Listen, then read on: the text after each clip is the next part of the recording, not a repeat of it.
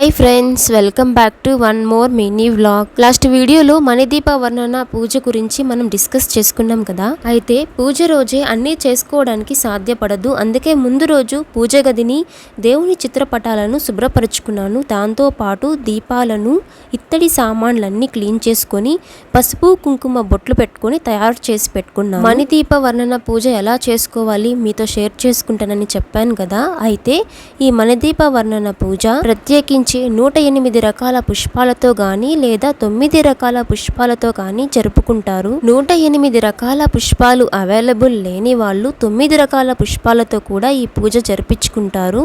నేనైతే 9 రకాల పుష్పాలతో ఈ పూజను జరిపించుకుంటున్నాను. అమ్మవారు కటాక్షించి నాపై అనుగ్రహం చూపిస్తే నేను ముందు 108 రకాల పుష్పాలతో కూడా ఈ పూజ జరిపించుకోవాలి అనుకుంటున్నాను. అంత ప్రశాంతంగా ఉంటుందండి మణిదీప వర్ణన పూజ.